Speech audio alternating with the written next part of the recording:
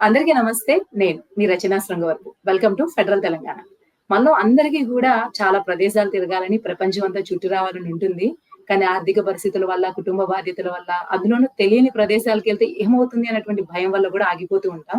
కానీ కొందరు అలా ఆగరు. ఎంత డేంజరస్ సిట్యుయేషన్ ఉన్నా సరే ట్రావెలర్ రైటర్స్ లాగా ట్రావెలాగ్స్ రాస్తూ ఉంటారు. తమ రాసింది రికార్డ్ జేస్తారు. ప్రపంచం అంతా చుట్టేస్తూ ఉంటారు. మనలాంటి వాళ్ళకి కూడా ఆ పుస్తకాలు చదివినప్పుడు మనం కూడా ఎక్కడో ఎక్స్‌పీరియన్స్ అవుతాము. ఇక్కడికి వెళ్తే ఈ ఫీలింగ్ వస్తుందని. ఆ రైటర్‌కి ఉన్నంత ఫీలింగ్ రాకపోయినా ట్రావెల్ రైటర్‌కి వచ్చినంత ఫీలింగ్ రాకపోయినా కొంత ఫీలింగ్ వస్తుంది. అటువంటి మన తెలుగు సాహిత్యంలో, యాత్రా సాహిత్యంలో దాదాపుగా 125 నుంచి 130 దేశాలు తిరిగి, దాదాపు 25 ఏళ్ల నుంచి దేశాలు తిరుగుతూ 3 పుస్తకాలు వెలువరించారు. సే నిమ్మగడ్డ శేషగిరిరావు గారు. ఆయన లేటెస్ట్‌గా 'మనమెరుగని లాటిన్ అమెరికా' అనే పుస్తకం రాశారు. ఇది ఆయన ఆంగ్లంలో రాస్తే, దాసరి అమరేంద్ర గారు తెలుగులోకి అనువదించారు. ఇకపోతే శేషగిరి గారి ఇంట్రొడక్షన్‌కొస్తే ఫోరెన్సిక్ సైకియాట్రీలో ఎక్స్‌పర్ట్‌గా ఉన్నారు. యూకేలో ఉంటారు, లండన్‌లో. కాకపోతే ఇండియాకి ఆయన నేటివ్ అయినప్పటికీ కూడా ఇప్పుడు మరి ఆయన ఈ ట్రావెల్స్ రైటర్ లాగా, ట్రావెలాగ్ లాగా ఒక ఫారినర్‌లా వచ్చారో, లేకపోతే నేటివ్‌లా వచ్చారో తెలుసుకుందాం. అలాగే ఈ మొత్తం ట్రావెల్ జర్నీలో ఆయన ఎక్స్‌పీరియన్సెస్ ఏంటి అనేవి ఈ రోజు ఇంటర్వ్యూలో తెలుసుకుందాం. అలాగే కొంచెం సేపయిన తర్వాత దాసరి అమరేంద్ర గారు కూడా మనతో జాయిన్ అవుతారు. నమస్తే శేషగిరి గారు. ఎలా ఉన్నారు? నమస్తే అండి. చాలా బాగున్నాను. Thank you. శేషగిరి గారు, మీరు యాక్చువల్‌గా యూకేలో ఉంటారు కదా, లండన్‌లో. సో మీరు ఇన్నేళ్ళైన తర్వాత ఇండియాకొచ్చారు. సో ఇది మేము ఒక ట్రిప్ అనుకోవచ్చా? లేకపోతే సొంత దేశాన్ని చూసారని చూడడానికి వచ్చారనుకోవచ్చా? అది ఇండియాతో నేను ఇయర్లీ 2 టైమ్స్ వస్తానండి. నేను వెళ్ళిన కాడ నుంచి అది ఒక రూల్‌గా పెట్టుకున్నాను. ఇండియాతో కనెక్షన్ పోకూడదని. అది కాకుండా ఇక్కడ ఫ్యామిలీ అమ్మ ఉంటది. సో తను చూడటానికైనా 2 సార్లు కంపల్సరీగా వస్తా ఉంటాను. అయితే ఇండియాకి ట్రావెలర్‌గా రానండి. నా మాతృదేశానికి వస్తాను చూడటానికి మన వాళ్ళని. Okay. Only family and emotions. అంటే మీరు ఉన్న ట్రావెలర్ అప్పుడు నిద్రపోతూ ఉంటారనుకుంటా. కొంత రెస్ట్ తీసుకుంటారేమో అట్‌లీస్ట్. శేషగిరి గారు, యూజువల్‌గా లాటిన్ అమెరికాకి చాలా తక్కువ మంది వెళ్తారు. మేబీ అక్కడ ఉన్నటువంటి డేంజరస్ సిట్యుయేషన్స్ వల్ల గావచ్చు, కొంత మాఫియా అంటారు, కొంత రాజకీయ అస్థిరత. ఎవరైనా సరే చాలా తక్కువగా ఎంచుకుంటారు. సేఫ్‌గా ఉండేవి చూసుకోవాలనుకుంటారు. కానీ మీరు అక్కడ 19 డేస్ జర్నీ చేశారు. ఎందుకు? వై హావ్ యూ ఇంత రిస్క్ ఎందుకు తీసుకుందాం అనిపించింది మీకు? నేను అంటే పర్టిక్యులర్‌గా లాటిన్ అమెరికా డేంజరస్ కంట్రీస్ అక్కడికే వెళదామన్నట్టు కాదు గానీ 25 ఏళ్లుగా వెళ్తున్నానండి. ప్రపంచం మొత్తం చూడాలని కోరిక. వెళ్తున్న క్రమంలో ఒక 120 దేశాలు అయిపోయినాయి. సో మనకి మిగిలినవి కొన్నే ఉంటాయి. దాంట్లో లాటిన్ అమెరికా ఒకటి. తర్వాత ఆ లాటిన్ అమెరికా చాలా తక్కువ మంది వెళ్తారు మీరన్నట్టు. కానీ అక్కడ ఏన్షియంట్ సివిలైజేషన్స్, మన మాయన్ నాగరికత, ఇంకా నాగరికత, వాటికి పుట్టిన స్థలం అది. తర్వాత మనకి తెలియని ఒక టైప్ ఆఫ్ అన్నోన్ అన్నమాట. అంటే మనకి పరిచయం లేని ప్రదేశం అది. ఎందుకంటే మనం వార్తల్లో అన్ని దేశాలు, చాలా దేశాల గురించి, మిడిల్ ఈస్ట్ గురించి, అమెరికా గురించి, ఆస్ట్రేలియా అన్నీ తెలుస్తూ ఉంటాయి మనకి. కానీ లాటిన్ అమెరికాలో ఏం జరుగుతుందో మనకి తెలియదు. ఒక టైప్ ఆఫ్ మిస్టీరియస్, దానికి ఒక మిస్టీరియస్ ఆరా ఉంది. అందుకని ఎప్పటి నుంచో వెళ్ళాలి అనుకున్నాను. ఈసారి అవకాశం వచ్చిందండి. మీరన్నట్టు డేంజరస్ అనేది అది జనంలో ఉన్న కైండ్ ఆఫ్ పర్సెప్షన్.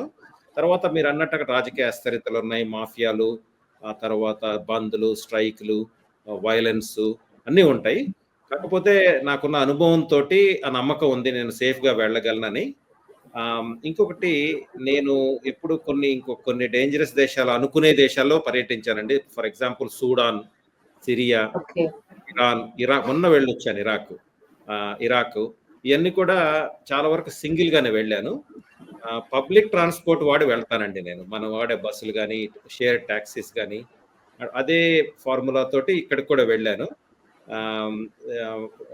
సెంట్రల్ అమెరికాలో 7 దేశాలు, తర్వాత దక్షిణ అమెరికాలో 2 దేశాలు.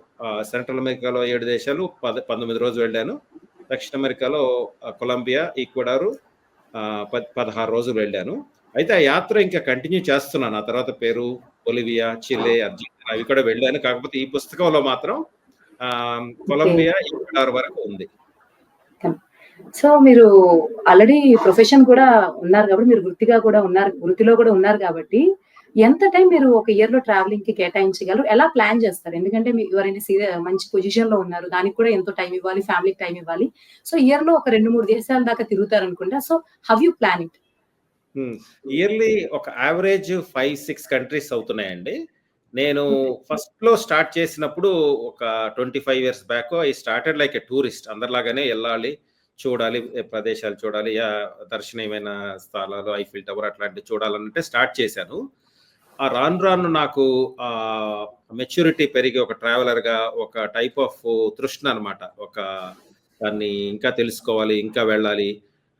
అంటే మనకి తెలియకుండానే ఒక టైప్ ఆఫ్ అట్రాక్షన్. ఆ ఇయర్ కంపల్సరీ చెయ్యకపోతే ఒక అసహనం. అట్లా ఓకే. వచ్చేసింది. అది మెల్లగా డెవలప్ అయిందండి. 25 ఇయర్స్. అంటే ముందుగా ఎవరైనా సరే వెరీ పాపులర్ కంట్రీస్‌కి వెళ్తారు.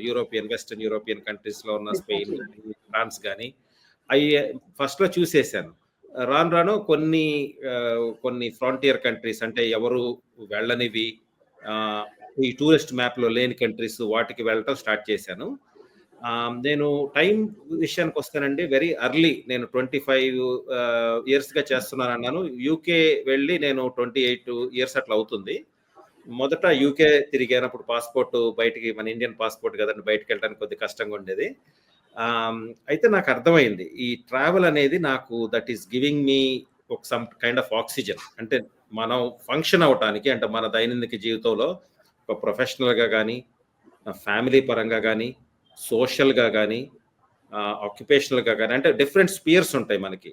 వాటన్నిటిలో మనం కరెక్ట్‌గా ఫంక్షన్ అయితేనే ఒక పరిపూర్ణత వస్తది ఒక హ్యూమన్ బీయింగ్‌గా. మరి దానికి ఫంక్షన్ అవ్వటానికి నాకు ట్రావెల్ అనేది ఒక చాలా ఇంపార్టెంట్ విషయం. అంటే నన్ను నేను ఒక హెల్తీ హ్యూమన్ బీయింగ్‌గా, ఒక గుడ్ హ్యూమన్ బీయింగ్‌గా, ఒక మెచ్యూర్ హ్యూమన్ బీయింగ్‌గా తీర్చిదిద్దుకోవటానికి ట్రావెల్ అనేది నాకు సహకరిస్తదని నాకు అర్థమైంది మొదట్లోనే. సో, అట్లా ప్రతి సంవత్సరం వెళ్ళటం మొదలుపెట్టాను. మొదట ఫ్యామిలీతో వెళ్ళేవాళ్ళం.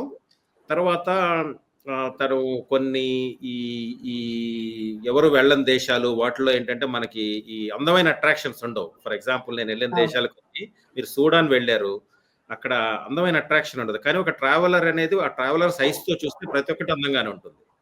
సో, మా ఫ్యామిలీ మా మిసెస్ తను ఈటికి నేను రాలేను అని మొదట్లోనే చెప్పేశారు. సో, కానీ తను నన్ను ఎంకరేజ్ చేసి she understood my kind of interest. యావరేజ్‌న నేను ఏం డిసైడ్ చేసుకున్నానంటే 11 నెలలు ఫ్యామిలీకిస్తాను. ఒక నెల నాది. ఓకే. ఒక నెల ఒక అది నెలలోనే మీరు 2, 3 దేశాలు 5 దేశాల దాకా తిరుగుతారు. ఒక్క నెలలో. 5 దేశాల వరకెళ్తానండి. అంటే ఆ నెల రోజుల్లో 2 విడతలుగా వెళ్తాను. ఒక 15 రోజులు అంటే ఒక్కోసారి 15 అంటే 19 వరకు అవుద్ది. 16, 17 అట్లా అవుతది. 2 ట్రావెల్స్ చేస్తాను. పెద్ద ట్రావెల్స్. ఆహ్, అయి ఎటనేది ఆ టైం అక్కడ పక్కన పెట్టేసుకొని ఉంచుకుంటాను. కాబట్టి దాంతో ఓకే. ఏంటంటే ఫ్యామిలీకి తెలుసు పలానా నెలలో పలానా 15 రోజులు నేను ఉండడని. వర్క్‌లోనూ తెలుసు. నా ప్రైవేట్ ప్రాక్టీస్‌లోనూ తెలుసు. కాబట్టి ఏంటంటే అది అందరికీ ముందే ఒక సంవత్సరం ముందే తెలిసిపోతుంది. కాబట్టి అవరోధకాలు ఉండవండి. అంటే మీరు all of a okay. Sudden నేను నెక్స్ట్ ప ప న వచ్చే నెల నేను 15 రోజులు వెళ్ళిపోతున్నానంటే అంత అస్తవ్యస్తం అయిపోతుంది. ఎట్లా వెళ్తారు అది ఇదని. నేను ఒక అవును. సంవత్సరం ముందే మీ డైరీలో పెట్టేసి అందరికి చెప్పేసి ఉంచితే ఆ సంవత్సరం తర్వాత కదా అన్నట్టు ఉంటది. దానికి అడ్జస్ట్ అయిపోతారు. ఓకే. రియల్లీ. సో, ఇంకొకటి మీరిందాక అన్నారు టూరిస్ట్‌గా చూడడం వేరు, ట్రావెలర్‌గా చూడడం వేరని. సో, మీరు ఫస్ట్ నుంచి ట్రావెలర్‌గా ఉన్నారా? లేకపోతే టూరిస్ట్ దగ్గర నుంచి ట్రావెలర్‌గా మారారా? టూరిస్ట్ అంటే అంటే జస్ట్ అది అట్రాక్టివ్ స్పాట్స్ కోసం వెళ్తారు. అదొక మీ జర్నీ ఎలా ఉండింది? అదొక పరిణామం అండి. It is an evolution. అంటే ఓకే. ఇప్పుడు నేను ఒక ఎక్స్‌పీరియన్స్‌డ్ ట్రావెలర్‌గా ఉన్న టైంలో నేను అట్లా స్టార్ట్ అయ్యానంటే అట్లా కాలేదు. అంటే బయటికి వెళ్ళాలి. ఒక కుతూహలం, ఒక ఆసక్తి, ఒక హ్మ్. ఇంట్రెస్టు, ఒక బ్రేక్ ఫ్రమ్ ద రొటీను ఇట్లా మామూలుగా వెళ్తాము. తర్వాత అక్కడ కొత్తయి చూడాలని గాని, కొత్తయి తెలుసుకోవాలని గాని, కొత్త రుచులు చూడాలని గాని అట్లా అందరికున్నట్టే ఉంటుంది. ఒక స్టేజ్ వచ్చేసరికి ఏమవుతుందంటేనండి ట్రావెలు ఒక ఇంట్రెస్టింగ్ ప్రదేశాలు చూడటమే కాదు, అక్కడ కల్చర్‌ని చూడటమే కాదు. It is something beyond. Hmm. మీరు ఆహ్, ఆ ప్రపంచంలో you are becoming one of the atom. అంటే ఇప్పుడు మనం ఏది చూసినా ఒక పదార్థం అంటే దాంట్లో కొన్ని మిలియన్‌లు, బిలియన్‌ల ఆటమ్స్ ఉంటాయి. అంటే ఇంత పెద్ద ప్రపంచంలో నేను ఒక చిన్న ఆటమ్‌ని. ఓకే. దాంతో మన సెల్ఫ్ రిఫ్లెక్షను మనం అర్థం చేసుకోవటం, మనకున్న ఈగోల్ని పక్కన పెట్టడం.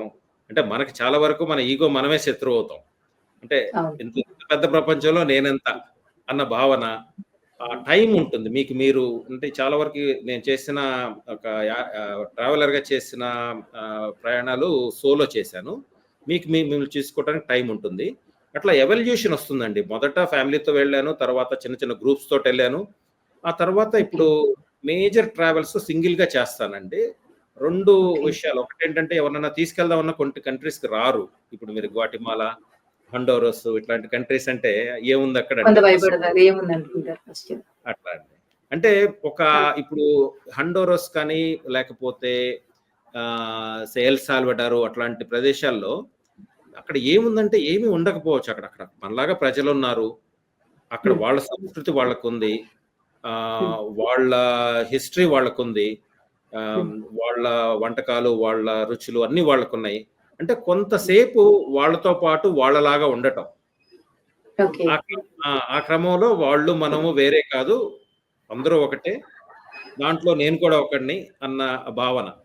అట్లా ఎక్స్‌ప్లోర్ ఓకే. చేయటం. అంటే అందం అనేది మీకు ఏది 'తాజ్‌మహల్' లాగా ఉంటేనో, లేకపోతే 'టవర్ ఆఫ్ లండన్' లాగా ఉంటేనో కాదండి. అంటే it goes beyond that. It is that okay. Inner experience. Inner yes. హ్మ్. మీరు సంవత్సరానికి 5, 6 దేశాలంటే హార్డ్‌లీ ఒక్కొక్క దేశం మీకు చూడడానికి 5, 6 రోజులు దొరకొచ్చు. ఒక హ్మ్. దేశం మొత్తం మీరు 5, 6 రోజుల్లో చూసారంటే మీరు ఏ పర్స్‌పెక్టివ్‌తో చూస్తారు? లొకేషన్స్ అయితే హోల్ కంట్రీ మీరు కవర్ చేయలేరు. ఆ! సో, ఏ పర్స్‌పెక్టివ్ లేదా ఏ ప్లానింగ్‌తో మీరు ఒక కంట్రీ మొత్తం first start to end finish చేశారనుకుంటారు? ఎలా ప్లాన్ చేస్తారు? 5, 6 రోజుల్లో దేశం మొత్తం అంటే?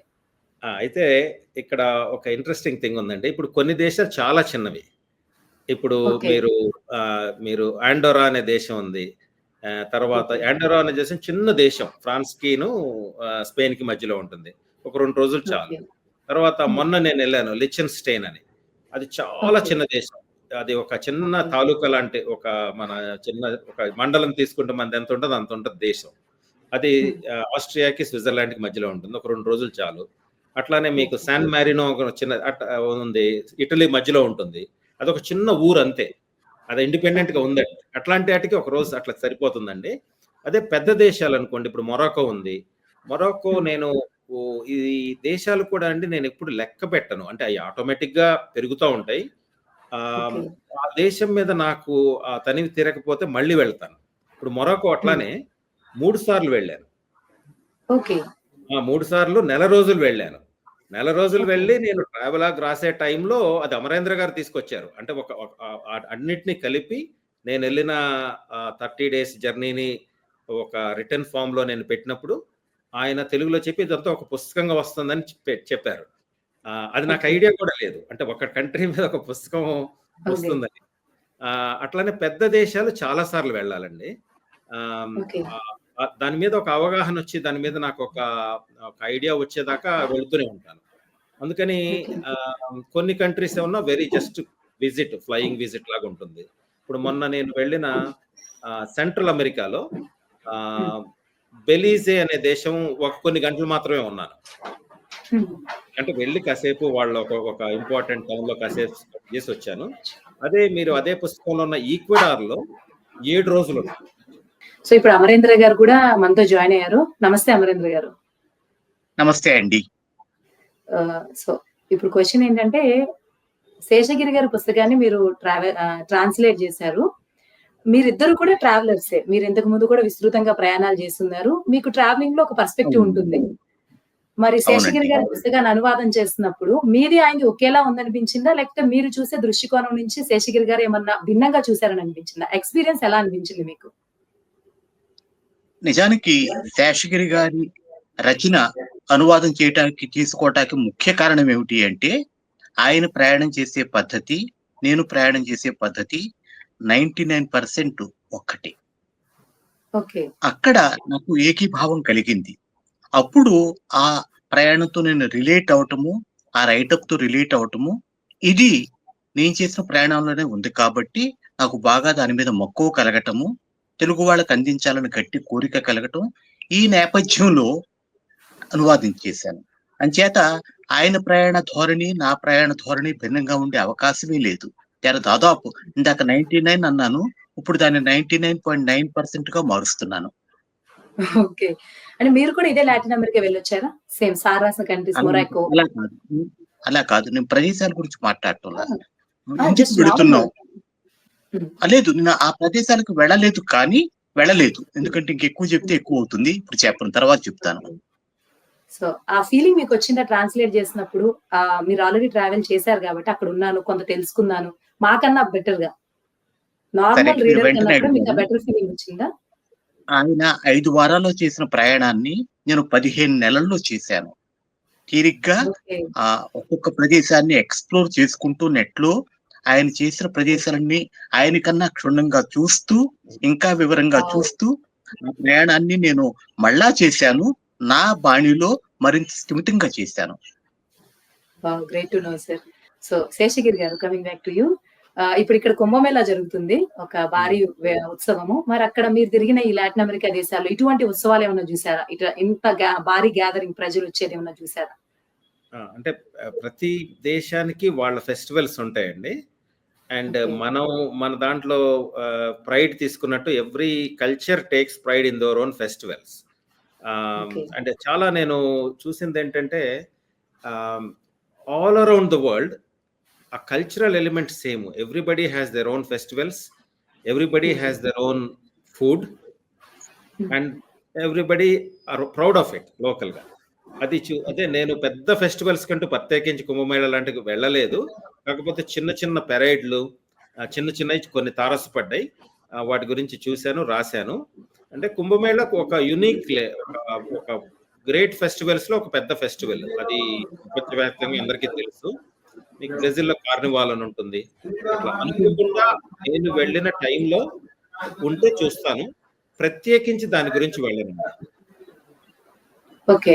ఇప్పుడు దాసరి అమరేంద్ర గారు మీకో క్వెషన్. ఇదే క్వెషన్ నేను శేషగిరి గారిని కూడా ఇందాక ఆయన ఆన్సర్ చెప్పేసారు. అదేంటంటే ఆహ్, మేమైతే జనరల్‌గా మేము టూరిస్టులు గాని ఏదైనా వెళ్ళాలనుకుంటే అందమైన ప్రదేశాలు ఉన్నాయా? లేవా? అంతవరకే ముందు గూగుల్‌లో సెర్చ్ చేసుకొని వెళ్తాం. మీరు ట్రావెలర్ గాబట్టి మీరు ఏం చూసుకొని వెళ్తారు? అంటే జస్ట్ ప్రదేశాలు చూడడానికి అందంగా ఉన్నాయా? మనల్ని అట్రాక్ట్ చేస్తుందా? ఆ కోణంలో ఆగిపోతారా? ఇంకా ఏం ఎక్స్‌ప్లోర్ చేయడానికి వెళ్తారు ట్రావెలర్‌గా? డిఫరెన్స్ విత్ అంటే టూరిస్ట్ భిన్నంగా ఎలా చేస్తారు? ఒక పరిణామ క్రమం ఉంటుందండి ప్రయాణాలు చేసే వాళ్ళల్లో. ప్రతి వాళ్ళు హ్మ్. టూరిస్ట్‌గా మొదలెడతారు. ట్రావెలర్‌గా హ్మ్. పరిణమించే అవకాశం ఉంది. నేను టూరిస్ట్‌గా ఓకే. మొదలుపెట్టినప్పుడు ఘనంగా ఉండేవి కట్టడాలు హ్మ్. గావచ్చు, నగరాలు గావచ్చు, సిమ్లా గావచ్చు, తాజ్‌మహల్ కావచ్చు. అవి ఘనంగా ఉన్నాయి కాబట్టి, ప్రఖ్యాతి కాబట్టి, ఒక రకమైన ఎక్సైట్‌మెంట్‌తో వెళ్లి చూశాను. ఆ ఓకే. తర్వాత ట్రెక్కింగ్ మొదలెట్టినప్పుడు ప్రకృతిలోకి వెళ్ళటం, ఘనమైన ప్రదేశాల కన్నా ప్రకృతిలోకి వెళ్ళటం ముఖ్యమని అర్థమైంది. ఆ తర్వాత ప్రకృతి కన్నా అక్కడ మనుషులు, వాళ్ళ సంస్కృతి ముఖ్యమని తెలిసింది. ఇప్పుడు నేను చేసే ప్రయాణాలు అదేదో నేను ఒక ఆహ్, కంకణం కట్టుకొని వెళ్ళటం కాదు కానీ, చాలా వరకు నాలోకి నేను చేసే ప్రయాణాలు.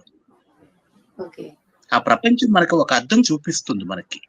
మనల్ని చూసుకునే ఓకే. ఒక అవకాశం కల్పిస్తుంది. ఆ అవకాశం కోసం నేను తిరుగుతూ ఉంటాను. ఓకే. థాంక్ యూ అమరేంద్ర గారు. శేషగిరి గారు ఈ ట్రావెలింగ్‌కి, ట్రెక్కింగ్‌కి తేడా ఏంటి? ట్రావెలింగ్ చేసే ప్రాసెస్‌లో ట్రెక్కింగ్ చేస్తారా? అది కూడా ఆల్‌మోస్ట్ మేబీ ప్రాసెస్ డిఫరెంట్ అని అది కూడా ప్లేసెస్ ఎక్స్‌ప్లోరేషనే గదా! Might been to nature. ఈ రెండిటికి ఉన్న డిఫరెన్సెస్ ఏంటి? ఆ! ట్రావెలింగ్ లెవెల్‌కి, ట్రెక్కింగ్‌కి. ట్రెక్కింగు డిఫరెంట్ టైప్స్ ఉంటదండి. ఇప్పుడు మనం ఒక ప్రదేశానికెళ్ళాము. హ్మ్. అక్కడ ఒక రోజు ట్రెక్ అంటే మీకు బస్సులు వెళ్ళని, వెహికల్స్ వెళ్ళని ప్రదేశంలో ఒక మౌంటైన్ మీదకి గాని, ఒక జంగిల్‌లోకి కానీ, ఒక రోజు ఒక డే ట్రెక్కో, 2 డే ట్రెక్స్ అట్లా చేస్తాము. అంటే ట్రెక్కింగ్ అంటే యూ యూజ్ యువర్ ఫీట్. హ్మ్. ఆహ్, ఎవరు వెళ్ళని ప్రదేశాలకి చిన్న చిన్న కాలిబాటల్లో వెళతాం. అది.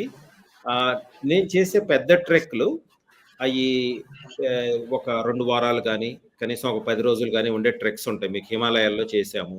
కిలిమంజారో అట్లాంటివి చేశాము. దానికేంటంటే మీరు టోటల్‌గా ప్రిపేర్ అయిపోయి, మీరు కొన్ని రోజులు మన నాగరికతకి చాలా దూరంగా విల్డర్‌నెస్‌లో అసలు ఏమి మీకు ఈ వెహికల్స్ గాని ఇట్లాంటివి ఏమి లేకుండా కంప్లీట్ లోపలికి ఇంటీరియర్ ప్రదేశాల్లోకి వెళ్తారు. ట్రెక్కింగు ఎందుకు చేస్తామంటే మీరు అమరేంద్ర గారు అన్నట్టు ప్రకృతిలోకి వెళ్ళిపోతున్నారు మీరు. ఆ ప్రకృతిలోకి వెళ్ళే క్రమంలో మళ్ళీ డిఫరెంట్ లేయర్స్ లాగా ఉంటుందండి. అంటే కొంతమంది ఆ ప్రకృతిని చూసి ఆనందిస్తారు. కొంతమందికి అది మంచి బ్రేకు.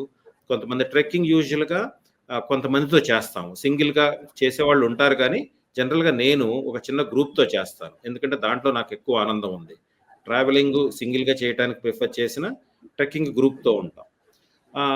అట్లానే మళ్ళీ ఇప్పుడు అమరేంద్ర గారు అన్నట్టు దాంట్లో మీరు ప్రకృతితోటి ఆగిపోవచ్చు. మీకు అక్కడ ఉండే ఫ్రెండ్‌షిప్స్, అసోసియేషన్స్ ఎవరికీ కంప్లీట్‌గా డిస్కనెక్ట్ అయిపోయి, ఆ కామరాడరీ అయి ఎంజాయ్ చేయొచ్చు. ఆ తర్వాత మీరు ఏమి బేసిక్ ఫెసిలిటీస్ లేకుండా మనకు చాలా నాగరికతలో మనకు తెలియకుండా చాలా ఉంటాయి.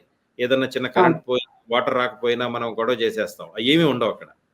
హ్మ్. దాంట్లో ఉన్నాము, ఒక నేచర్‌కి కనెక్ట్ అయ్యాము అని ఆనందాలు అయి పొందటమే కాకుండా, మీకు మిమ్ముల్ని మీరు తెలుసుకోవటానికి, మీకు మీరు టైమ్ ఇచ్చుకోవటానికి, మీ గురించి మీరు అర్థం చేసుకోవటానికి, ఆహ్, అమరేంద్ర గారు అన్నట్టు ఒక అద్దంలాగా మీరు చూసుకోవటానికి చక్కటి అద్దం ప్రకృతి. ఏమీ లేకుండా చాలా క్లియర్ మిర్రర్ అది. సో, ఇట్లా there are similarities. At the same time they are 2 different phenomena. అంటే మీరు ట్రావెలింగ్‌లో ఎక్కువ మనుషులతోటి వెళ్ళిపోతారు. అక్కడ మీరు మనుషులు లేని ప్రదేశానికి చాలా దూరంగా ప్రకృతిలోకి వెళ్ళిపోతారు. అంటే థాంక్ యూ. ఓకే. అడ్వాంటేజ్ చెప్పండి. ఉందండి. నేను చేసిన ట్రెక్కింగ్‌కి ఒక పెద్ద అడ్వాంటేజ్ ఏంటంటే, మీరు హిమాలయన్ ట్రెక్స్ అట్లాంటి పెద్దయి చేయాలంటే హై ఆల్టిట్యూడ్ మీకు ఫిజికల్‌గా బాగా ట్రైనింగ్ కావాలి. చాలా ట్రైన్ అవ్వాలి. ఒక సంవత్సరం పాటు ఫిజికల్‌గా ఫిట్‌గా ఉండాలి. లేకపోతే ఆ ట్రెక్స్ చేయలేరు మీరు. ఎందుకంటే చాలా ఫిజికల్‌గా స్ట్రెయినింగ్ ఉంటాయి. మనం ఆ ట్రెక్ కోసం మన హెల్త్‌ని మెయింటైన్ చేసుకుంటాం. ఓకే. ట్రెక్‌లో మనం సక్సెస్ అవ్వాలనే దృష్టితో మనం జిమ్‌కి వెళ్తాం, వ్యాయామం చేస్తాం, ట్రెక్కులు ప్రాక్టీస్ చేస్తాం లోకల్‌గా. ఆహ్, ఓకే. అనుకోకుండా ఇండైరెక్ట్‌గా మీరు హెల్తీగా ఉంటారు. బహుశా నేను ఓకే. నేను ఒక 7, 8 ఏళ్ల క్రితం ట్రెక్కింగ్ చేయటం ప్రారంభించకపోతే నేను ఇంత హెల్తీగా ఉండేవాడిని కాదేమో. ఓహ్! కాదేమో కాదు. ఉండేవాడిని కాదు. ఓకే. కన్ఫర్మ్ చేసేస్తున్నారు. హ్మ్. అమరేంద్ర గారు సార్ ట్రెక్కింగ్ గురించి అంతా చెప్పారు శేషగిరి గారు. అంటే ఇప్పుడంటే జనరేషన్ వాళ్ళు అందరూ 20స్‌లోను, 60స్‌లోను కాలేజ్ ఎడ్యుకేషన్ నుంచే స్టార్ట్ చేస్తున్నారు. కానీ ఆల్‌మోస్ట్ 1970, 60స్‌లో పుట్టిన వాళ్ళు ఆల్‌మోస్ట్ 60 ఇయర్స్ దాటినాకో, 50 ఇయర్స్ దాటినాకో చేస్తున్నారు. ఈవెన్ మన తెలుగులో యాత్రా సాహిత్యం రాసిన వాళ్ళందరూ కూడా భూమన్ గారు గాని వీళ్ళందరూ కొంచెం లేట్ ఏజ్ అనే అనుకోవచ్చు. అప్పుడు స్టార్ట్ చేస్తున్నారు. అప్పుడేం భయం అనిపించదా ఫస్ట్ స్టార్ట్ చేసేటప్పుడు? మనకున్నటువంటి ఫిజికల్‌గా కొంత ఏజ్ అయిపోవడము, ఇప్పుడు ఇంత హైట్ ఇప్పుడు మేమెళ్ళాలన్నా సరే కొంచెం భయంగానే ఉంటుంది గదా! అంత కంఫర్టబుల్‌గా ఉండదు. సో, ఈ అంత యాక్టివ్‌గా age is just a number అని మీరంటారు. కానీ అంత యాక్టివ్, అంత ఎనర్జీ ట్రావెల్స్ వల్ల మీకొస్తుందా? ఈ ఏజ్‌ని చూసి? ముందు ఒక చిన్న కరెక్షన్ అండి. నేను 53లో పుట్టాను. నేను 81లో మొట్టమొదటి ట్రెక్కింగ్ చేశాను. అంచేత ఓకే. నేను వెరీ గుడ్. 67 వరకు ఆగటం అన్నది నేను చేయలేదు. ఓకే. చేసినప్పుడు అప్పటికే నేను కొన్ని ప్రయాణాలు చేయటము, ఊరు వెళ్ళటము, వింతలు విశేషాలు చూడటము, ఆ నేపథ్యం నాకుంది కాబట్టి, పరాయి ప్రదేశాలకు వెళ్ళినప్పుడు ఉండాల్సిన బెరుకు కానీ, భయం గానీ నాకు ట్రెక్కింగ్ మొదలెట్టేటప్పుడు లేనే లేవు. పైగా మొట్టమొదటి ట్రెక్‌లోనే మైదాన ప్రాంతాల వాళ్ళకన్నా, పర్వత ప్రాంతాల వాళ్ళు మరింత స్నేహంగా, మరింత సహకారంగా ఉంటారన్నది నాకు స్పష్టంగా బోధపడింది. అంచేత ఎక్కడన్నా వసతి దొరుకుతుందా? భోజనం దొరుకుతుందా? అక్కడ ప్రమాదాలుంటాయా? ఇలాంటి చింకు చింత లేకుండా గత 40 ఏళ్లుగా ఈ ట్రెక్కింగులు చేస్తూనే ఉన్నాను. అపోహలుంటాయి, కొన్ని భయాలుంటాయి, ఉండాలి కూడాను. కానీ మనం ఊహించుకున్నంత ఆహ్, భయపడాల్సిన విషయం కానే కాదు ట్రెక్కింగ్. జాగ్రత్తగా ఉండాలి మనం. మన జాగ్రత్త మనం చూసుకున్నట్లయితే ప్రపంచం కూడా మనల్ని జాగ్రత్తగా చూసుకుంటుంది. Okay. Good to know. Seshagiri గారు మీరు ఫస్ట్ టైమ్ అంటే మీరు బేసికల్‌గా రైటర్ గాదు. అంటే బై ప్రొఫెషన్ రైటర్ గాదు. అంటే ప్రవృత్తి కూడా అది లేదు. సో, ట్రావెల్స్ చేసిన తర్వాత మీరు ఇప్పుడు ఆ మీ మాట అనకండి. ఎక్స్‌పీరియన్సెస్ అన్ని ఇప్పుడు ఆ కూడా మాట రికార్డ్ చేసి అనకండి. ఇప్పుడు రైటర్. ఇప్పుడు renowned writer. No no doubt about it. కానీ స్టార్టింగ్‌లో ఒక 5 ఇయర్స్, 7 ఇయర్స్ బ్యాక్ మీకు ఆ ఫస్ట్ బుక్ రైటింగ్ ఎక్స్‌పీరియన్స్ ఎలా ఉంది? అన్ని రికార్డ్ చేయగలిగారా మీ ట్రావెలింగ్‌లో? అయితే నేను ఈ ట్రావెలింగ్‌లో డిఫరెంట్ పీపుల్ డిఫరెంట్ టైప్స్ చేస్తారండి. నాకు ఓకే. ఆహ్, అంటే అన్నీ అందరూ చూడలేరు. నాకు హ్మ్. కొంత హిస్టరీ మీద ఇంట్రెస్టు. అక్కడ లోకల్‌గా అంటే నేనెప్పుడన్నా వార్తల్లో చూసినయి ఎప్పుడో గుర్తున్నాయి. పలానా విషయంలో ఈ ఈ ప్రదేశం వార్తల్లోకొచ్చింది. ఈ ఈ అట్లాంటియి కొంత ఎక్స్‌ప్లోర్ చేసి చేస్తాను. చేసే క్రమంలో ఏంటంటే దానికి సంబంధించిన ఇన్ఫర్మేషన్ డైరీలో రాసుకుంటాను. మర్చిపోకూడదని. అదీ కాకుండా నాకయి ప్రెషియస్. అంటే అపురూపమైన అనుభవాలు ట్రావెల్‌లో చేసేయి. అంటే మనం చాలా కష్టపడి నేను చెప్పాను కదా! 6 నెలలకు 15 రోజులు వస్తదని. ఈ 15 రోజుల కోసమే పని చేస్తున్నట్టు అనిపిస్తది. ఎందుకంటే ఆ 15 రోజుల్లో ఉన్న అనుభవాలు మర్చిపోకూడదు. అందుకని డైరీలో రాసుకోవటం అది నా కోసం, నా గుర్తు కోసం. ఆహ్, పుస్తకం రాయాలని ఎప్పుడూ అనుకోలేదు. కాకపోతే ఏంటంటే వాటిని కొద్దిగా ఫేర్ చేసి నేను చదువుకునేలాగా నా తర్వాత ఎవరన్నా మా ఫ్యామిలీలో తర్వాత జనరేషన్స్ చదువుకునేలాగా చేయాలని అయితే అనుకున్నాను. ఇంకొకటి నాకు ఆదినారాయణ గారిని, అమరేంద్ర గారిని కలిసేదాకా ట్రావెల్ అనేది వెరీ పర్సనల్ అనే ఫీలింగ్ ఉండేది. అంటే it is a romance. You are romancing with the world and you are having that romantic experience. అది చాలా పర్సనల్. అది పబ్లిక్‌కి చెప్పేది కాదు. అంటే ఎట్లా అంటే మీరు పలానా దేశానికెళ్లారు, మీరు ఈ బ్రెజిల్ వెళ్లారు, ఇగ్వాసు ఫాల్స్ చూసారంటే ఇగ్వాసు ఫాల్స్ గురించి మీరు చెప్పొచ్చు. అది దాంట్లో రొమాన్స్ ఏం లేదు. తెలిసిన విషయమే. మీకు కలిగిన అనుభూతులు అక్కడ మీ అక్కడ లోకల్స్‌తో కలిసినప్పుడు మీకు చేసి అయి పర్సనల్ అనుకున్న మనిషిని నేను. అయితే అప్పుడు వీళ్ళు చెప్పారు నాకు పర్సనల్ కానే కాదు. అది మీరు చాలా మంది చైనీకుని చేస్తున్నారు కాబట్టి మీరు పబ్లిక్ డొమైన్‌లో పెడితే దానివల్ల కొంతమంది వెళ్ళలేని వాళ్ళు తెలుసుకోగలుగుతారు. కొంతమంది తెలుసుకొని వెళ్తారు. కాబట్టి అట్లా నన్ను కన్విన్స్ చేశారు. సో, నేను రైటింగ్ అనేది నేనెప్పుడు రైటర్‌ని అనుకోలేదు. నేను వెరీ గుడ్ రీడర్‌ని. చాలా చదవాలి. చాలా మందిని చదవాలి అనుకునేవాడిని కానీ నేను రాయాలి అనుకోలేదు. నేను రైటర్ నేనెప్పుడు అనుకోలేదు. కాకపోతే నేను నా వృత్తిపరంగా ఇంగ్లీష్‌లో రాయాల్సి ఉంటుంది చాలా. అంటే నా రిపోర్ట్స్ గాని, గాని ఇంగ్లీష్ మీద కొంత కమాండ్ అనేది నేచురల్‌గా ఉండాలి. నా వృత్తికి అది ఉంది. అది నా మనసులో ఉన్న భావాల్ని, నా మనసులో ఉన్న దీన్ని ఫస్ట్ తెలుగులోనే రాద్దాం అనుకున్నా మాతృభాష కానీ. వొకాబులరీ దొరకట్లేదు, ఎక్స్‌ప్రెషన్ దొరకట్లేదు, కష్టమైపోతుంది. ఇంగ్లీష్‌లో ట్రై చేశాను వెళ్ళిపోతుంది. ఎందుకంటే అలవాటయింది కదా! 25 ఏళ్ల నుంచి అలవాటయింది కాబట్టి I was able to put my ideas in paper in one language. అది ఇంగ్లీష్. అది నేను ఫ్రెండ్స్‌కు తెలుసుకోవాలని ఉంటుంది వీళ్ళకి కాబట్టి ఫేస్‌బుక్‌లో పెట్టడం మొదలుపెట్టాను. రాయాలి అని బాగా ఇన్‌స్పైర్ చేసిన ఆయన ఆదినారాయణ గారు. ఫస్ట్ నేను కొన్ని ట్రావెలాగ్స్ రాసి నేను ఫేస్‌బుక్‌లో పెట్టినప్పుడు అమరేంద్ర గారు పరిచయం అయ్యారు. పరిచయం అయ్యి ఆయన దగ్గర నుంచి నేను చాలా నేర్చుకున్నాను. చాలా ఎంకరేజ్ చేసి దాన్ని అసలు పుస్తకం రూపంలో వచ్చిద్దని నేను అసలు ఎప్పుడు ఎక్స్‌పెక్ట్ చేయలా. ట్రాన్స్‌లేట్ చేశారు. దాన్ని ఫస్ట్ బుక్ రూపంలో నాకు చూపిచ్చారు. తర్వాత కూడా ఇక ఆయన ఈ మాటల్లో వేస్తా ఉండేవాళ్ళు ఇది ట్రాన్స్‌లేట్ చేసి. సో, ఆయన కోసం నేను ప్రతి నెల ఒకటి రాయాల్సొచ్చేది. దాంతో ఒక డిసిప్లిన్ వచ్చింది. తర్వాత ఆయన దగ్గర నుంచి కొన్ని సూచనలు కొంత అట్లా నేను కూడా ఒక రైటింగ్‌లో నాకు ఒక కాన్ఫిడెన్స్ వచ్చింది. నేను I can write in a way that it appeals to some intellectual people అనేది. That is my evolution. మీ రైటింగ్ జర్నీ తెలుసుకోవడం చాలా హ్యాపీగా ఉంది. అంటే ఒక నార్మల్ పర్సన్ ని కూడా ఈ ట్రావెలింగ్ అనేది it makes him them A writer. కొంత ఆ ఎక్స్‌పీరియన్స్ అంటే స్వతహాగా ఉండక్కర్లేదు అది. ఒక మాట అంటే ఇబ్న్ బటూటా అంటాడు, travel makes you spell bound and turns you into a story teller అంటాడు. అంటే మీరు అక్కడ ఏదన్నా ఒక ట్రావెలింగ్ లో మీరు ఆ ఇన్స్పిరేషన్ వచ్చి మీరు ఒక ఏమంటారు దాన్ని ఒక బాగా ఇన్స్పైర్ అయిపోయినప్పుడు ఆ భావాలన్నీ బయటకు ఆటోమేటిక్ గా ఒక స్టోరీ రూపంలో వచ్చేస్తాయి. I think that happened with me in practice అండి.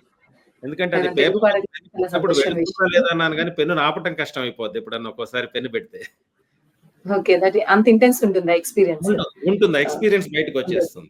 వర్డ్స్ కూడా ఆటోమేటిక్ గా వచ్చేస్తాయి అందులో. సో, అమరేంద్ర గారు ఇప్పుడు మన తెలుగు సాహిత్యంలో ఈ మధ్య చాలా యాత్రా సాహిత్యం వస్తూనే ఉంది. ఆదినారాయణ గారు భ్రమణకాంక్ష, ఇట్లా భూమన్ గారు, ఇంకా మీరు, శేషగిరి గారు, మన రాజేంద్ర గారు, ఇట్లా చాలా మంది వస్తూ ఉన్నారు కదా. సో, మీరు ఆల్మోస్ట్ ఆల్ ఈ బుక్స్ వీళ్ళు తిరిగిన దేశాలన్నీ కూడా మీకు ఐడియా ఉన్నాయి. మన తెలుగు సాహిత్యంలో ఎంతవరకు ఎన్ని దేశాల మీద వరకు యాత్రా సాహిత్యం వచ్చిందంటారు? ఏ దేశాల మీద అసలు రికార్డ్ అవ్వలేదంటారు మన తెలుగు సాహిత్యంలో యాత్రా సాహిత్యం అనేది? దేశాల కన్నా ముందు నేను ఖండాల గురించి మాట్లాడతానండి.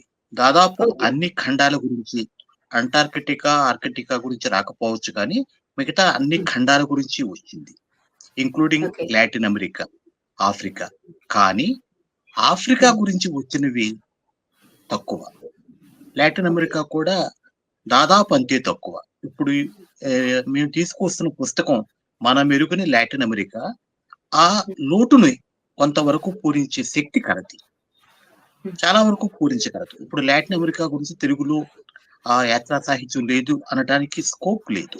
ఈ పుస్తకం పరిపూర్ణంగా వచ్చింది. అలా అని ఆ ఆఫ్రికా గురించి చెప్పగలమా? లేదు. అక్కడక్కడ రాశారే కానీ ఒక పరిపూర్ణమైన సంతృప్తికరమైన ట్రావెలోగు తెలుగులో ఒరిజినల్ ఇంతవరకు నేను చదవలేదు ఆఫ్రికా గురించి. ఆ ఒక్క ఖండమే నాకు తోస్తోంది. సరే, స్కాండినేవియా గురించి కూడా కొంత రాశారు. యూరప్ గురించి బాగా వచ్చాయి. జపాన్ గురించి కూడా కొంతమంది రాశారు. మిగతా అన్ని ఖండాల గురించి సౌత్ ఈస్ట్ ఏషియా అయితే చెప్పనక్కర్లేదు. వచ్చాయి ట్రావెల్ బుక్స్ దాదాపు ప్రపంచంలో ఆ మూల మూల గురించి కూడా మన తెలుగులో ఉన్నాయి. కానీ అవి ఎంత పరిణితి కలవి, ఎంత సమర్థవంతంగా రాశారు ఆ విషయం మీద నేను ఇప్పుడు కామెంట్ చేయను. కానీ రాయటం మాత్రం అన్ని దేశాల గురించి రాశారు.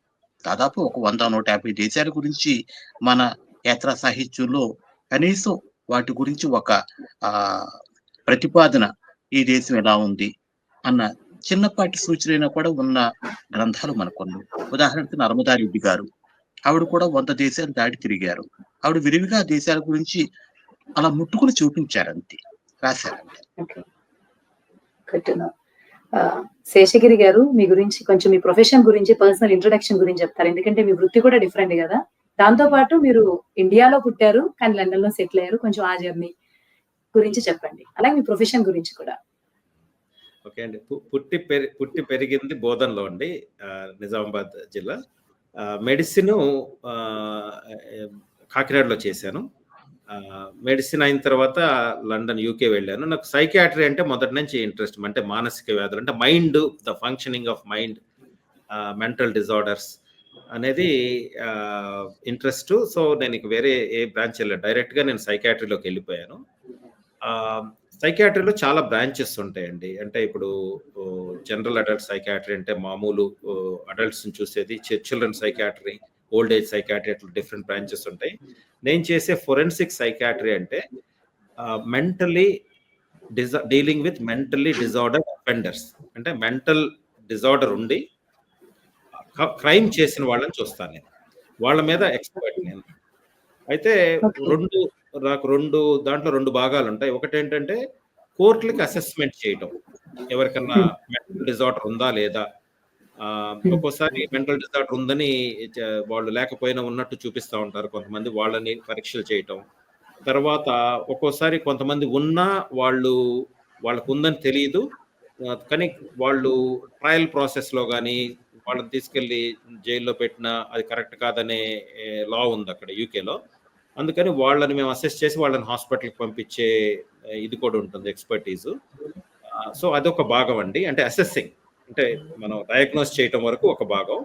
రెండోది, వీళ్ళలో నిజంగా మెంటల్లీ డిజార్డర్ అఫెండర్స్ ఎవరైతే ఉన్నారో, అంటే యూజువల్గా హై ప్రొఫైల్ వాళ్ళు, అంటే సీరియల్ కిల్లర్స్ కానీ, సీరియల్ రేపిస్టులు, ఇట్లాంటి very very high profile people who are dangerous to the public, వాళ్ళని మేము ట్రీట్ చేస్తాం. అట్లాంటి ఒక పెద్ద హాస్పిటల్కి, ఒక 150 బెడ్ల హాస్పిటల్కి ఐఎమ్ ద మెడికల్ డైరెక్టర్. అంటే 20 ఏళ్లుగా నేను పనిచేస్తున్నాను కన్సల్టెంట్గా, 14 ఏళ్లుగా మెడికల్ డైరెక్టర్. నా దగ్గర 16 మంది డాక్టర్లు చేస్తారు. తర్వాత మా హాస్పిటల్లో 450 మంది స్టాఫ్ ఉంటారండి. అది వెరీ సెక్యూర్ హాస్పిటల్. వీళ్ళు బయటికి వెళ్ళకుండా చూసుకోవాలి మేము. అంటే ట్రీట్మెంట్ ఇవ్వటమే కాకుండా, ఎందుకంటే వాళ్ళు ఎక్కడ బయటికి వెళ్ళి పారిపోతే అది that is danger to the public. So ఆ ఆస్పెక్ట్ ఉంటుంది.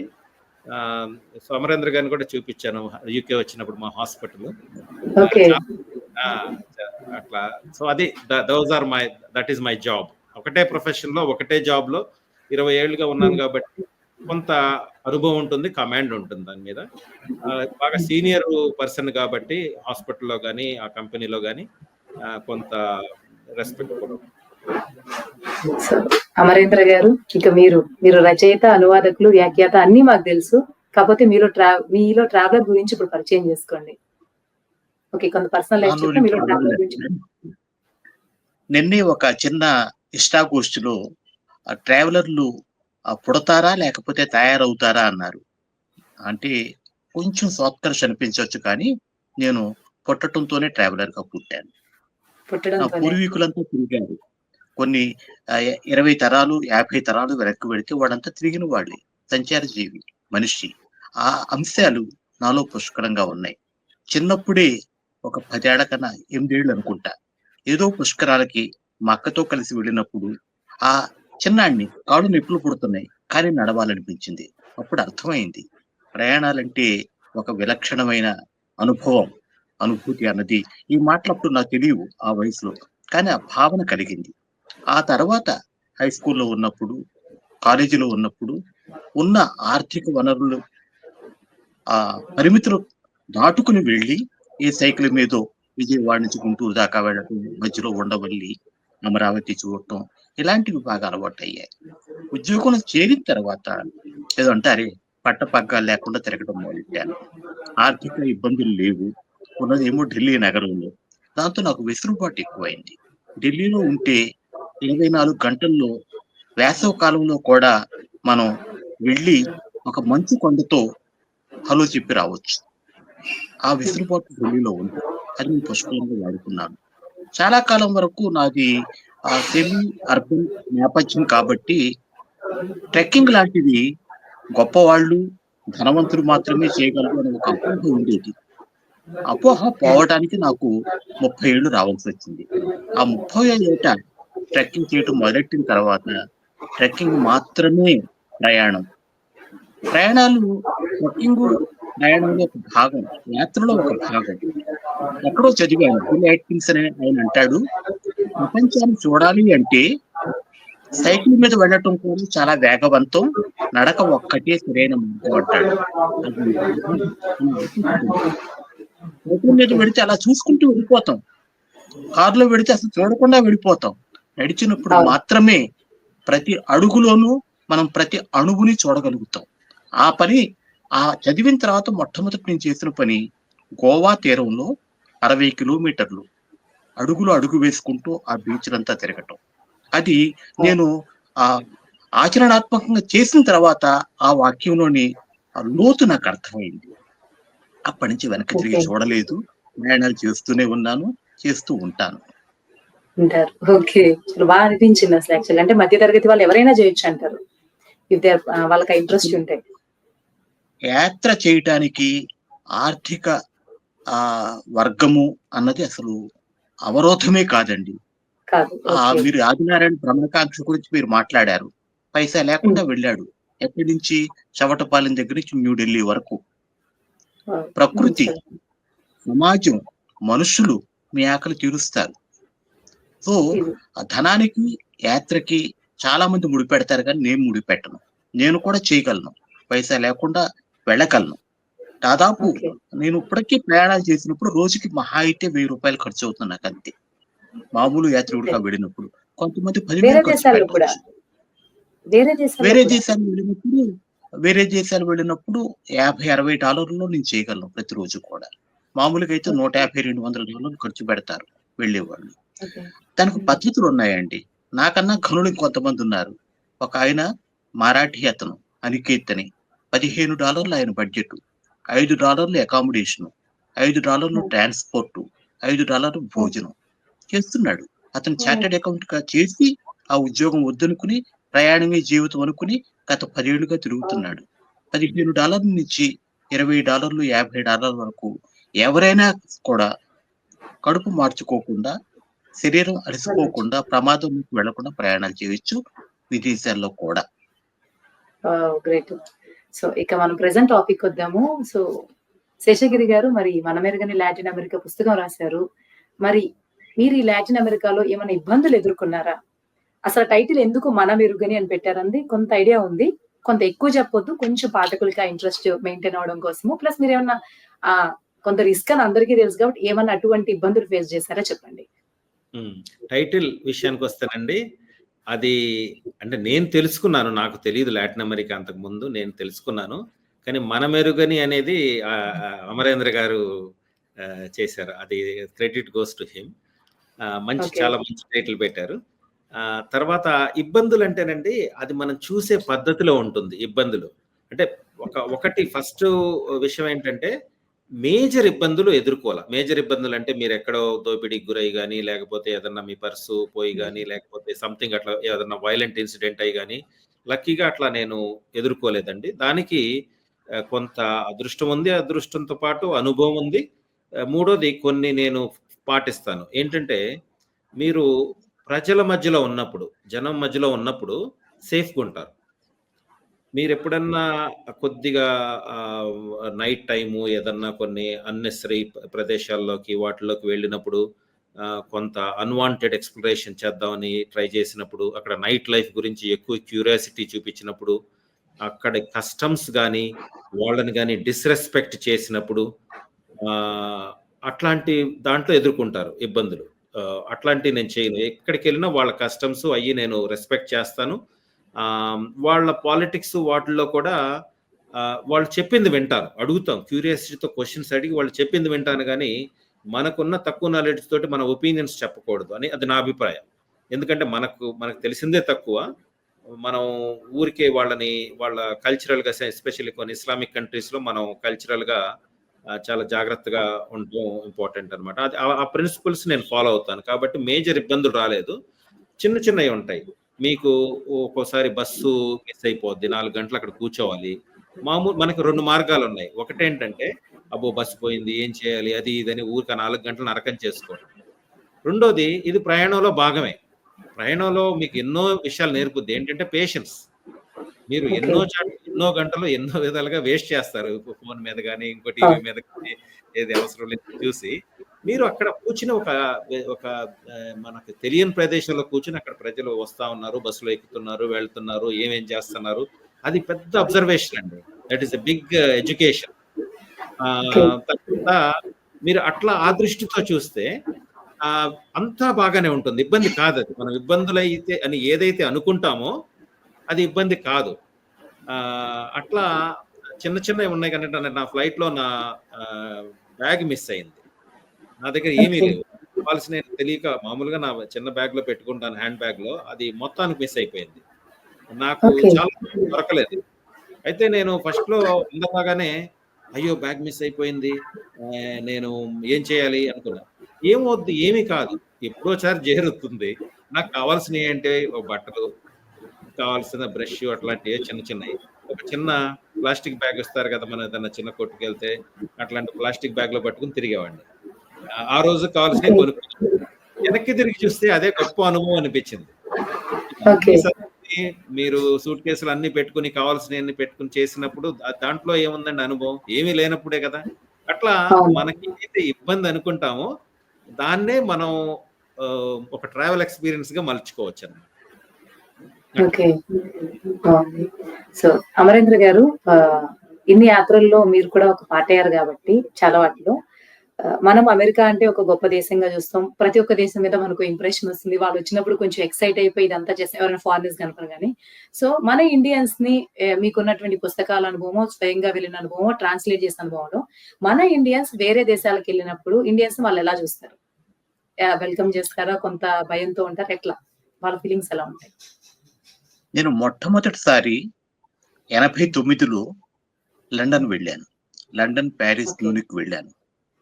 వెళ్ళినప్పుడు దాదాపు అందరూ కూడా అబ్బాయి నువ్వు అటు ఇటు చూడక, వాడని వీళ్ళని పలకరించక, వాళ్ళంతా కూడా నీ పొడ గిట్టదు వాడికి. నువ్వు రావటం వాడికి ఇష్టం లేదు. వాడికి చాలా జాత్యహంకారం ఉంది. ఇలా నూరిపోశారు. నా ఓకే. ప్రవృత్తి రీత్యా నా మనస్తత్వం దాన్ని అంగీకరించలేదు. దాదాపు 10 రోజులు ఉదయం 5:30 నుంచి రాత్రి 11 వరకు మ్యూనిక్‌లోను, పారిస్‌లోను, లండన్‌లోను తిరిగాను.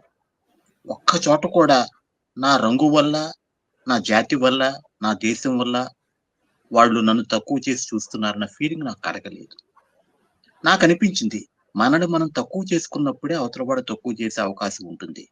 మన మీద మనకు నమ్మకం ఉండి, మన మీద మనకు ప్రేమ ఉండి, విశ్వాసం ఉంటే అవతల వాళ్ళకి కూడా అవకాశం రాదేమో అనిపించింది. అది ఆ తర్వాత నేను తిరిగిన 10 దేశాల్లో కూడాను it's not a coincidence. America అవ్వచ్చు. ఆ తర్వాత ఇటువైపు మన సౌత్ ఈస్ట్ ఏషియా కావచ్చు. ఎక్కడికి వెళ్ళినా కూడా నేను చేసేదేమిటంటే నాకు తెలియకుండానే నా ఉనికి నేను మర్చిపోతాను. I'm no more Amarendra from India. Indonesia వెళితే అక్కడ నేను తాదాత్మ్యం చెందుతాను. ఆ పరిసరాలు నావవుతాయి. ఆ మనుషులు నా వాళ్ళవుతారు. నేను వేరుగా చూసుకోను. నాకు ఈ రకమైన ఆ నిరసన కానీ, వేరుగా చూడటం కానీ, కిందగా చూడటం కానీ నాకు అనుభవం కాలేదు. నాకు కాలేదు కాబట్టి అందరికి కావా అంటే అది నేను చెప్పలేను. నా వ్యక్తిగతంగా నాకు ఇలాంటి అనుభవం ఇంతవరకు కలగలేదు. ఓకే. ఇంకొకటి ఇక చెప్తాను. ఫైనల్ చెప్పండి. విషయం అండి. అదే విషయం మీద ఇంకొక మాట చిన్న చెప్తాను. అది మిమ్మల్ని కూడా ఆ! యాడ్ చేయమని అనుకున్నాను. చెప్పండి. అమరేంద్ర న్యూయార్క్ గారు వెళ్ళినప్పుడు ఇంకొక 1 మినిట్‌లో చెప్తాను. న్యూయార్క్ వెళ్ళినప్పుడు సెంట్రల్ పార్క్ అని ఉంది. సెంట్రల్ పార్క్‌లో మనకి కంటికి కనిపించిన ఒక రేఖ ఉంది. ఒక ఎడ్జ్‌కి వెళ్ళిన తర్వాత నాగరిక సమాజం అంతరించిపోయి సో కాల్డ్ అనాగరిక ఆఫ్రికన్ అమెరికన్స్ ఉన్న హార్లెమ్ అన్న ఏరియా మొదలవుతుంది. అది మాఫియా గ్యాంగులకి వాటికి ఒకప్పుడు చాలా అపఖ్యాతి పొందిన ప్రదేశం. "నువ్వెక్కడికన్నా వెళ్ళు గాని బాబు అక్కడికి మాత్రం వెళ్ళొద్దు" అన్నారు. నేను కొంచెం మొండాడిని. అక్కడికి వెళ్ళాను. కొంచెం బెరుకనిపించింది. చూశాను. ఎవరి పనుల్లో వాళ్ళున్నారు. నా పనిలో నేనున్నాను. వెళుతున్నాను. గబుక్కున ఎవరో వచ్చి దారిటు అని అడిగాడు. అప్పుడు నాకు అర్థమైంది. నా రూపు, నా అవతారం, నా backpack they are taking me as a local person. ఆ అడ్వాంటేజ్ నేను పుష్కలంగా వాడుకుని ఏ రకమైన సంకోచాలు లేకుండా నిషిద్ధ ప్రాంతాల్లో కూడా నేను తిరగగలిగాను. గ్రేట్. శేషగిరి గారు, మీరు ఇదే క్వెషన్‌కి మీ పర్స్పెక్టివ్ ఏమైనా యాడ్ చేస్తారా? యెస్. ఇండియన్స్‌ని ఎలా చూస్తారు అన్న దానికి చెప్పండి సార్. చేస్తానండి. అయితే నాకు ఏమనిపించిందంటే మీరు సోలోగా, సింగిల్‌గా వెళ్ళినప్పుడు ఏ కల్చర్ అయినా సరే, మీరు అమరేంద్ర గారు అన్నట్టు సో కాల్డ్ డేంజరస్ ఏరియా అక్కడికి వెళ్ళొద్దు అన్న ప్రదేశాల్లో కూడా నేను వెళ్ళిన సందర్భాలున్నాయి. మీరు ఒక యాత్రికుడు, ఒక సింగిల్ పర్సన్‌గా వాళ్ళ కంట్రీ చూడటానికొచ్చారు అని వాళ్ళకి తెలిసినప్పుడు ఇర్రెస్పెక్టివ్ అండి. ప్రతి ఒక్కళ్ళు మీకు they treat you well. Help చేద్దామనే ట్రై చేశారు గానీ, ఎవ్వరు హేళన చేయటం గానీ, ఇంకో విధంగా బాధ పెట్టటం గానీ, లేకపోతే ఏమీ అట్లా చేయలేదు. They can help, they can help. లేకపోతే వదిలేసారు. అంటే ఒక ట్రావెలర్ అనే వాడికి అదొక యూనివర్సల్ అపీల్ ఉంటదండి. అంటే ఓకే. ఎస్పెషల్లీ వాళ్ళ కంట్రీ అంత దూరం నుంచి చూడటానికొచ్చాడు అనేసరికి, నేను మీట్ అయిన చాలా మందిలో చాలా ప్రైడ్ ఫీల్ అయ్యారు. ఇరాక్‌లో మొన్న నేను రీసెంట్‌గా వెళ్ళినప్పుడు కొన్ని ప్రదేశాలకు అసలు వెళ్ళకూడదు. అది లోకల్స్ కూడా మేము వెళ్ళమన్నప్పుడు నేను వెళ్ళాను. ఎందుకంటే నాకేంటి మళ్ళీ రాను కదా! ఇరాకు. ఒకటేసారి కంపల్సరీ వెళ్ళాలి. ఏమవుద్ది? ఏం చేస్తారు? నన్ను ఏమి చేయలేరు కదా! ఏమో నా దగ్గరున్నయి తీసుకోవచ్చు. అంతకంటే ఏం చేయలేరు కదా! అని ఎంత మర్యాదగా చూసారంటే, అంటే వాళ్ళకి తెలియాల్సిందేంటంటే మీరు ఒక ట్రావెలరు. వాళ్ళ కంట్రీ చేయటానికొచ్చారు. అదొక్కటి తెలిసినప్పుడు నేననుకోవటం ఒక యూనివర్సల్‌గా ఒక సాటి హ్యూమన్ బీయింగ్‌గా చూస్తారండి. Good to no. That is the very humanity good. in everybody. Traveler brings out the humanity in everybody. Okay. ఆ నేషన్ ఇక్కడ అన్నది వాళ్ళకి ఒక ఏముండదు. వాక్యం నేను చేరుస్తానండి. ఆయన చెప్పిన దానికి ఒక వాక్యం నేను చేరుస్తాను. టూరిస్ట్‌గా తప్పకుండా. వెళ్ళినప్పుడు మన పక్క ఊరు కూడా మనకు పరాయి ప్రదేశం అవుతుంది. హ్మ్. ట్రావెలర్‌గా వెళ్ళినప్పుడు అంటార్కిటికా కూడా మన స్వంత గ్రామం అవుతుంది. అది. ఇది బావుంది. హ్మ్. సో, అదే. సో, మీ ఇద్దరికి కలిపి ఒక క్వెషను. మాకెవరు చెప్పినా ప్రాబ్లమ్ లేదు. అదేంటంటే ఈ ట్రెక్కింగ్‌ని లేదా ఈ ట్రావెలింగ్‌ని చేయాలనుకునే వాళ్ళకి ఏమైనా రూల్స్ ఉన్నాయా? డిఫరెంట్ డిఫరెంట్ నేషన్స్ ఏమన్నా కొద్దిగా మాకు బయట వాళ్ళకి జనరల్‌గా ఉండే వాళ్ళకి తెలీదు గదా! అందుకోసం ఒక ఇన్ఫర్మేషన్ ఇద్దామని. ఇన్ఫర్మేషన్ తెలియజేద్దామని అడుగుతున్నాను. ఏమన్నా రూల్స్ ఉన్నాయా? మనం ఇండియా నుంచి వేరే నేషన్‌కెళ్తున్నాము. వేరే ఏదైనా ఒక పర్టిక్యులర్ నేషన్‌కి గాని, ఇప్పుడు లాటిన్ అమెరికాకెళ్ళినప్పుడు శేషగిరి గారికి గాని, మీకు కానీ అలాగే అమరేందర్ గారు వేరే దేశాలకెళ్ళినప్పుడు పర్టిక్యులర్‌గా ఈ రూల్స్ పెట్టడం అనేది ఏమన్నా ఉందా? లేకపోతే అట్లా ఫ్రీగా వెళ్ళిపోవడమేనా బుక్ చేసుకొని? అమరేంద్ర గారు చెప్పనండి. తర్వాత నేను యాడ్ చేస్తాను. ఓకే. ట్రెక్కింగ్ పరంగా నేను శేషగిరి గారిని సమాధానం చెప్పమంటాను. ట్రెక్కింగ్ కాకుండా ప్రదేశాలు తిరిగినప్పుడు నేను చెప్పేది ఏమిటి అంటే నిన్ను నువ్వు ఎక్కువగా గాని, తక్కువగా గాని చూసుకోవద్దు.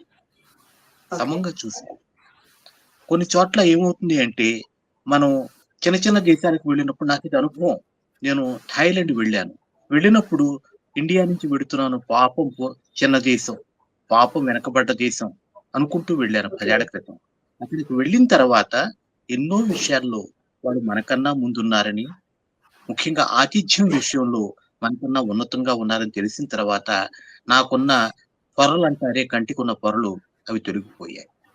సో, ఎక్కడైనా కూడా మనుషులు ఒక్కటే అని మనం నమ్మినప్పుడు, మనం ఇక్కడ ఏమైనా కావచ్చు. డాక్టర్ కావచ్చు, ఇంజినీర్ కావచ్చు. ఒక ప్రయాణం చేసినప్పుడు నువ్వు సామాన్య మానవుడిగా మారుతున్నప్పుడు, అప్పుడు నీ ప్రయాణం ముఖ్యంగా యాత్ర విజయవంతం అవుతుంది. ఆ సామాన్య మానవుడిగా మెటమార్ఫసిస్ చెందటం అన్నది అలవర్చుకోనప్పుడు ఎన్ని యాత్రలు చేసినా కూడా పుల్లయ్య వేమవరం అని ఒక సామెత ఉంది చూసారా? అలా అవుతుందనమాట. వెడతాము, వస్తాము, మనకి వచ్చే లాభం ఏముండదు. అలాగే ఓకే. పూర్తిగా సంసిద్ధమై వెళ్ళమని నేను అన్న కానీ, ఇందాక శేషగిరి గారు చెప్పినట్టు అనుకోకుండా మన బ్యాగ్ రాకపోవచ్చు. వాటన్నిటికీ కూడా ఆందోళన పడిపోయి, కంగారు పడిపోయి, అయ్యో! అయ్యో! అనుకోకుండా స్థిమితంగా ఉండటం కూడా మనం నేర్చుకున్నప్పుడు, ఆ నేర్చుకోవటం కూడా మనకి యాత్రలు నేర్పుతాయి. అనుభవం నేర్పుతుంది. ఓకే. ఆ ధోరణి అవలంబించినప్పుడు మీరు 5 గంటలు ఫ్లైట్ లేట్ అయినా, ఒకరోజు ఫ్లైట్ క్యాన్సిల్ అయినా కూడా, ఆ సమయాన్ని కూడా యాత్రా స్ఫూర్తితో సద్వినియోగం చేసుకునే అవకాశం మనకు దొరుకుతుంది. అవకాశాన్ని గ్రహించి, దాన్ని స్వంతం చేసుకుని, ఆహ్, సో కాల్డ్ ప్రమాదాలను కూడా అవకాశాలుగా మలుచుకోవటం అనేది చేసినప్పుడు, ఏ యాత్రైనా సంపూర్ణంగా జరుగుతుంది. సరే ఇంకా ఫైనాన్షియల్ అంటారా, అది ఎవరి అభిరుచి బట్టి వాళ్ళకుంటుంది. యాత్రికులందరికీ కూడా ఫైనాన్స్ గురించి చెప్పాల్సిన అవసరం ఉండదు. టూరిస్ట్‌కి చెప్పాలి. అది నేను ఇప్పుడు చెప్పను. సరే ఓకే. ప్రమాదాలు ఇవన్నీ కూడా ఇందాక చెప్పినట్టుగా మనం ఎంత జాగ్రత్తగా ఉంటే, మనం ఎంత వాళ్ళతో కలిసిపోతే, మనం ఎంత వెర్రి వేషాలు వేయకుండా ఉంటే, అంత రక్షణ, అంత క్షేమం ఉంటాయి. ఎంతో ప్రమాదకరమైన ప్రదేశాల్లో కూడా మనం తిరిగి రావచ్చు. దాని గురించి సంకోచాలు పెట్టుకోకుండా. ముందు మనల్ని మనం సంసిద్ధం చేసుకోవాలి. శారీరక శక్తి ఇవన్నీ కూడా ట్రెక్కింగ్ సెక్షన్‌లో శేషగిరి గారు వివరిస్తారు. ఓకే. శేషగిరి గారు ఇప్పుడు మీరు యాడ్ చేయండి. అయితేనండి ట్రావెలింగ్ గురించి ఒక చిన్న పాయింట్ అమరేందర్ గారు చెప్పిన దానికి యాడ్ చేస్తాను. తర్వాత ట్రెక్కింగ్ గురించి చెప్తాను. ఆ బ్యారియర్స్ అండి మనకుండే అపోహలు, అంటే వేరే వాళ్ళు ఏదో మన ఏదో చేస్తారు, మన మిస్ట్రీట్ చేస్తారు, లేకపోతే మన అటాక్ చేస్తారు, అవన్నీ మనలో ఉన్నాయి ఫస్ట్. ఓకే. అది వాస్తవం అనేది మనకి తెలియదు, కానీ మనకి తెలియకుండా మనం చాలా బ్యారియర్స్ పెట్టుకున్నాం. ఫస్ట్ పాయింట్ ఏంటంటే మీరు మీ బ్యారియర్స్ తీసేయండి. You go with an open mind. అప్పుడు కూడా మీకు రిస్క్ అంటే క్రైమ్ ఇది లేదని నేను అన్ను, ప్రతి చాట ఉంది. ఇప్పుడు మన ఇంట్లో నుంచి మనం బయటికి వెళ్ళినప్పుడు మన రోడ్డు మీద కూడా ఉంటుంది క్రైమ్. అది ఉంటుంది, అది ఎప్పుడు ఉండాలి. That perception should be there. కానీ ఈ ఒక జనరల్ పాపులేషన్ తోటి మనం ఒక సామాన్యుడికి వెళ్ళి ఇంకో సామాన్యుడితో ఇంటరాక్ట్ అవుతున్నప్పుడు ఆ బ్యారియర్స్ ఎప్పుడైతే మనం తీసేసామో half of the problem is solved అండి. అంటే ఓపెన్ మైండ్ తో ఉన్నామని ఎదుటివాడు తెలుసుకున్నప్పుడు మన ఎదుటి వీధిలో కానివ్వండి, ఎక్కడన్నా other side of the globe కానివ్వండి, ఇంటరాక్షన్ బాగుంటుంది. సో ఆ travel will teach you that. మీరు నేర్చుకునే వాటిలో ఇది ఒక ఇంపార్టెంట్ విషయం. సరే, రూల్స్ విషయానికి వస్తే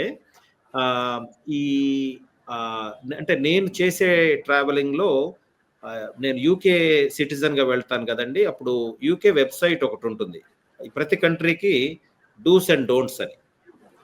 అది చదివి వెళ్తాం. ఎందుకంటే కొన్ని కంట్రీస్ లో మీరు పర్టికులర్ గా ఎక్కడికన్నా ఒక ప్రార్థనా మందిరానికి వెళ్ళినప్పుడు పలానా విధంగా డ్రెస్ అవ్వాలి అంటే, మనం ఆ పద్ధతిలో డ్రెస్ కాకపోతే ఒకటి వాళ్ళని అవమానించినట్టు కావాలని, తర్వాత మనం వాళ్ళ లా కూడా బ్రేక్ చేస్తే మనం ట్రబుల్లో పడతాం. అందుకని అది పాటిస్తానండి. తర్వాత ట్రెక్కింగ్ విషయానికి వస్తే రూల్స్ మనం చాలా వరకు ట్రెక్కింగ్ చేసేది అంటే long treks, places of outstanding national beauty అంటే మన నేషనల్ పార్క్స్ ఉంటాయి. ఇప్పుడు మన హిమాలయాస్కి వెళ్తే Sagarmatha national park, Annapurna national park, అట్లా ఆ నేషనల్ పార్క్ కి కొన్ని రూల్స్ ఉంటాయి. మీరు చెత్త ఎట్లా డిస్కార్డ్ చేయాలి, ఎట్లా చేయాలి, వాళ్ళ రూల్స్ ఏమేం చేయకూడదు, ఒక్కోసారి అక్కడ యానిమల్స్ కి వాటికి మీరు ఫీడ్ చేయకూడదు, అట్లా ప్రతి దానికి వాళ్ళ రూల్స్ ఉంటాయండి. అవి పాటించి మనం ఏంటంటే, ఒకటి we are not breaking the law, రెండోది మనం రెస్పెక్ట్ ఇస్తున్నాం. Once we respect the local community, the local community will treat us as a guest. Okay. Thank you Seshagiri గారు, అలాగే అమరేంద్ర గారు. సో రేపు మన అమెరికని లాటిన్ అమెరికా అనేది రవీంద్ర భారతిలో పుస్తకావిష్కరణ జరుగుతుంది. ఈ సందర్భంగానే మనం ఇంటర్వ్యూ కూడా కండక్ట్ చేశాము. సో ఈ సందర్భంగా అటు అమరేంద్ర గారికి, ఆదర్ శేషగిరి గారికి హృదయపూర్వక అభినందనలు. అలాగే ఈ పుస్తకం చదివి ఇప్పుడు ఎట్లా మేము ఎలాగే ఇంట్రెస్ట్ తీసుకుని క్వశ్చన్స్ అడిగాము, అలాగే చాలా మంది పాఠకులు కూడా వెళ్ళడానికి కూడా ఇంట్రెస్ట్ తీసుకోవాలని నేను మనస్ఫూర్తిగా కోరుకుంటున్నాను. అలాగే మీ ఇద్దరు కూడా ఆల్మోస్ట్ 1 hour టైం ఇచ్చి ఎంతో ఓపిక్ గా చాలా క్లియర్ గా అందరికీ అర్థమయ్యేలాగా ఎక్స్ప్లెయిన్ చేశారు అన్ని క్వశ్చన్స్ కి కూడా. Thank you so much Amarendra garu, అలాగే Seshagiri garu. Thank you. Thank you very much అండి. Thank you. థ్యాంక్స్ అండి. ఒక మాట చెప్తాను, ఏ ఇంటర్వ్యూ అయినా కూడా విజయవంతం అవ్వాలి అంటే ఇంటర్వ్యూ చేసే మనిషి సరైన ప్రశ్నలు అడగాలి. మీరు చక్కటి ప్రశ్నలు అడిగారు. సహజంగానే మేము మాకు చేతనైనంత వరకు సమాధానాలు చెప్పగలిగాం. సో ఇంటర్వ్యూ విజయవంతం అయిందంటే దానికి కారణం రచన, మేమిద్దరం కాదు. Thank you. Correct. Thank you sir. It's my pleasure.